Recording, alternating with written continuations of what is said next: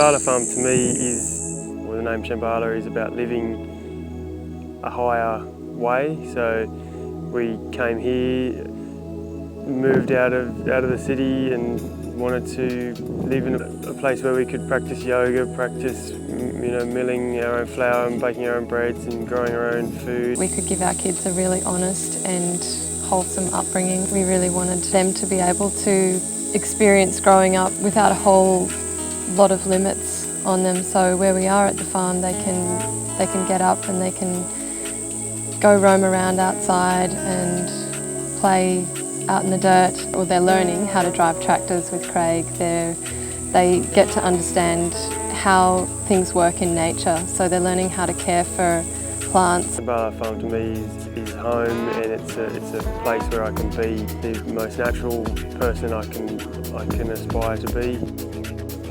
A place that can raise the level of the bar for where I want to take my family and be an example to other people. We love creating dishes from produce that we've just freshly picked out of the farm. Sharing a meal together with everyone who's working on the farm, it's kind of the heartbeat of our farm life. It's what keeps us together. We also have a lot of people coming to work with us on the farm, and those people are coming from all around the world. Everyone that comes at the farm, they all get involved with sort of the main pulse of the farm.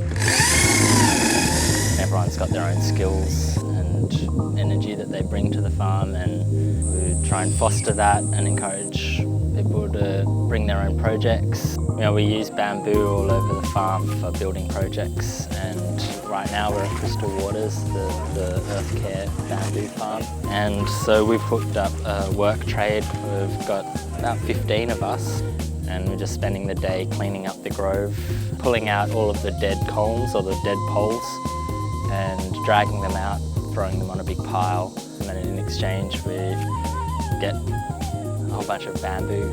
It's a very creative space as well, and we really encourage everyone who comes to the farm and who's staying with us to really get involved and participate in adding to that creative soup. At Shambhala Farm, a fair lot of the work that gets done is hand weeding, because we can't spray. A lot of farms will just spray over the whole lot and weeds will die. I'm just kind of clearing out some of the grass and weeds from around the spring onion. This patch has gotten a little bit overgrown, so I'm just pulling out everything from the ground, which is pretty soft because it rained last night. We do use organic methods here, so we don't use any herbicides or pesticides to control weeds. We just weed with our hands and with tools. Often weeds will actually keep things in balance. Weeds are great, they come up fast, they allow food for multitudes of insects and microscopic biology. So weeds are great. We've got to manage them organically so that they don't take over. This is the foundation. It's the worm farm. So what we did is originally made a big hot compost pile and then spread it and stuck some worms in here, and so the worms break this down further and create this incredible material which is just teeming with life. What we do with this is then we put it in a big tea bag and put it in a big vat of water, which we aerate with a pump, and we add a bunch of foods which stimulate the growth of these organisms that are living in this material. This is the source of life that we are applying to the rest of the farm. The thing that makes good soil is an environment that fosters life. When you have air and water, that allows for lots of organisms to be in there, billions and billions of organisms in this handful.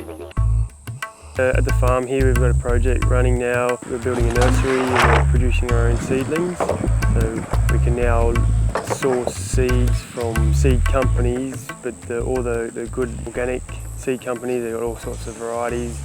We can take all these old-fashioned seeds and plant them. We want to get people learning and excited about vegetables again, because there's a whole lot more than what is in the supermarkets, and the only, that's why not have a farm like this so you can experiment and educate people about the different varieties.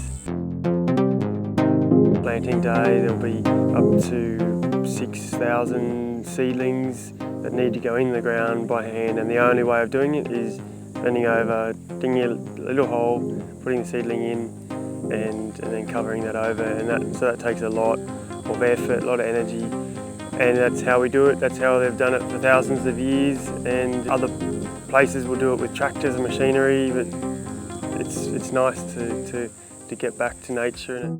Harvesting is where we get to reap the rewards of all that hard work, and it's really wonderful to walk in the cool room after a hard day's work and see a cool room full of beautiful, fresh, living foods that have just been brought in from the fields an hour or two ago, and that's ready for market.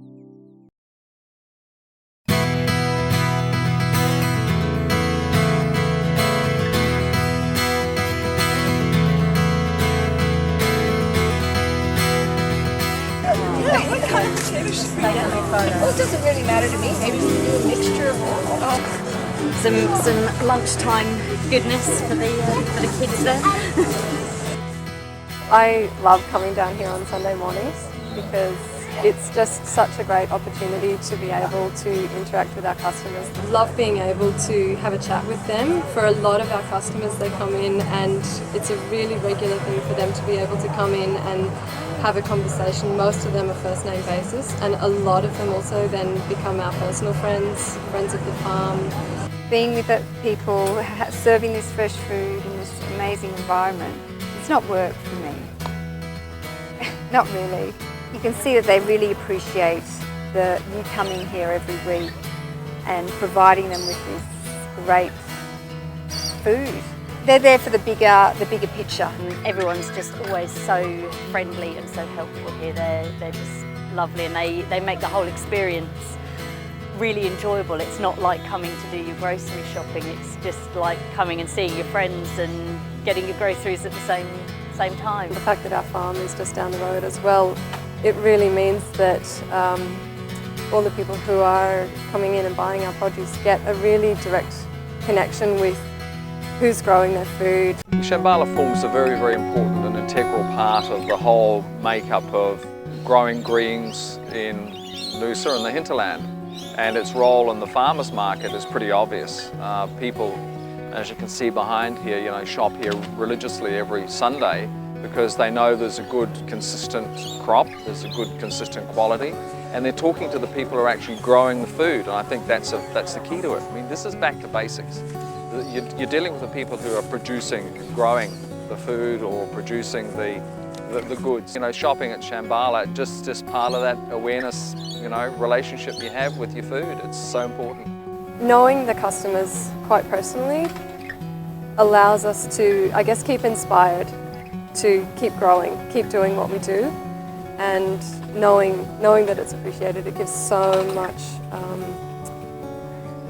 motivation for us to keep doing what we do at the farm and keep coming down here. Some days it's really hard. Last week we had a cyclone and we're still here, and I know that a lot of the customers didn't turn up, but the ones who did, they were just so grateful. I'm pretty much a hardcore market supporter. Like last week we had cyclonic conditions and I'm laying in bed thinking, will I lay in or will I go to the markets? And I went, no, I want to go and support any of those guys that put in all the hard work of producing fabulous food for us to eat, and then nobody turns up. And I'm so glad I came, and I got all my beautiful greens and vegetables for the week. The way that we grow our food, we're doing everything organically, we're doing all the composting teas, we're making our produce as nutrient rich as we can, and they really appreciate it when they get it home, and they know that what they're putting in their bodies and for their children is really nutrient dense, clean grown, local produce. It's as fresh as, you know, the day before, picked out of the ground, washed and stored in the cool room and straight into their fridge. It's just really nice to be able to see them every week and know that we're growing such great produce that they're going to be eating and that we're contributing to their health and well-being. The dwindling number of family farms where it is done organically and naturally is fast disappearing, so it's up to us, younger generation, to take the reins now and begin growing our own food for our future.